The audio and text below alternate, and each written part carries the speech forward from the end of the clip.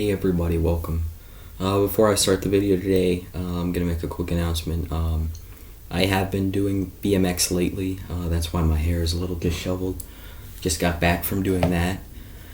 And I have been trying to get some trick style, the manual, foot jam tail whip, things like that. It's very hard, a lot harder than I thought it would be, but I'm having fun. I might get a new bike in the future.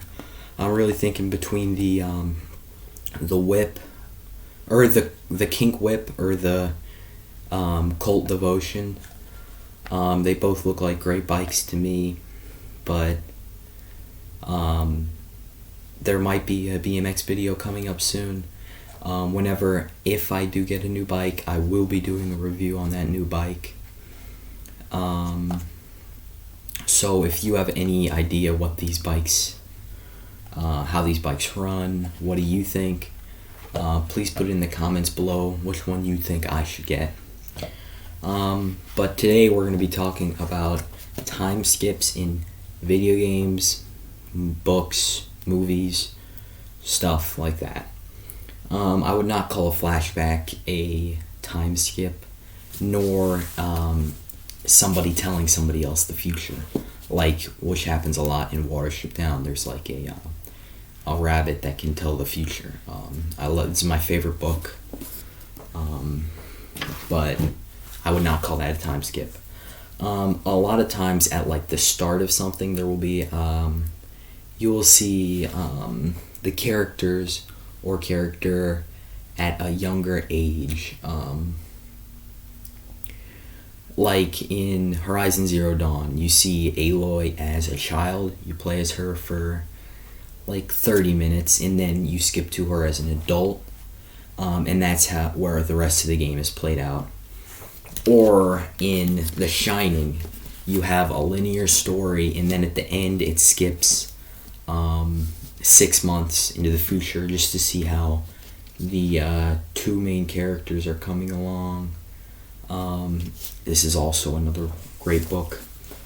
Now those are not very big time skips, not very important to the story, but I'd say good instances of mid-story, good time skips that mean a lot and can have a lot of mystery. I have two instances right here by the same writer, one of my favorite writers in comics, Robert Kirkman's Invincible and Robert Kirkman's The Walking Dead. For instance, in The Walking Dead, at about issue 130, they skip about 8 years in the future, give or take. They don't give an exact date. But I like the story better when it skips into when it skips forward in time. I like it so much because the stories are a lot more heartfelt and less about just the worst possible thing is going to happen to these characters, and it probably will happen to these characters. Now, Invincible, I think, does time skips a little too often. You have Invincible going to space for a long time, and you don't know how long. You have him skipping dimensions. He was once in space for I think 10 months while his girlfriend was pregnant. Yeah, 10 months. And then he also skips 5 years in the future.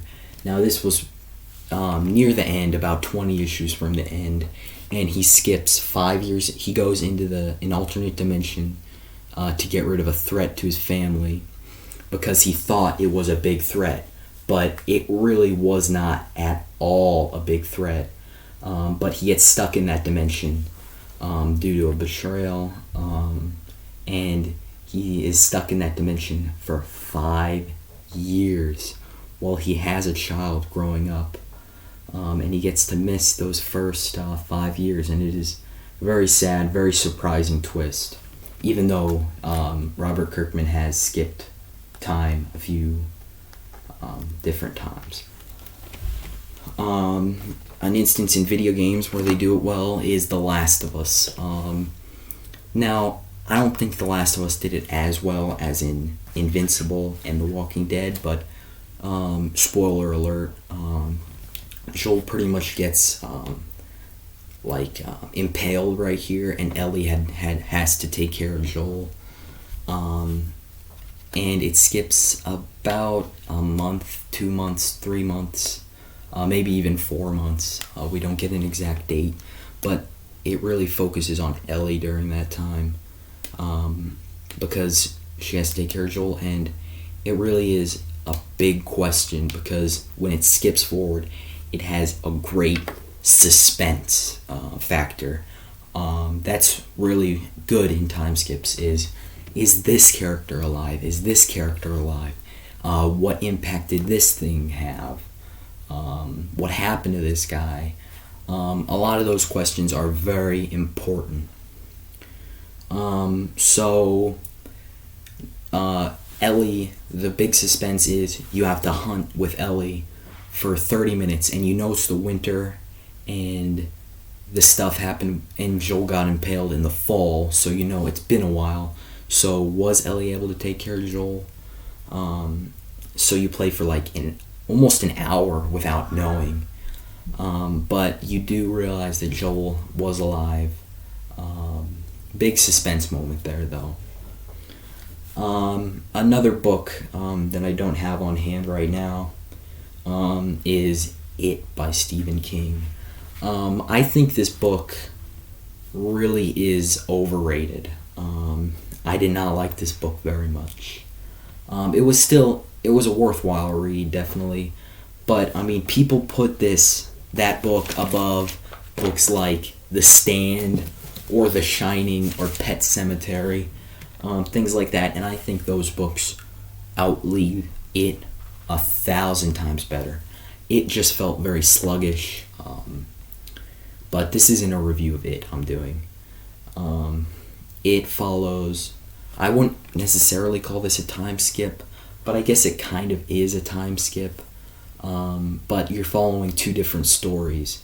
You're following the main group as children, and you're following the main group as adults. So there really is no suspense factor there. They all survive. So you really do want to see it in the latter half of the adults trying to kill it. See if they all get out.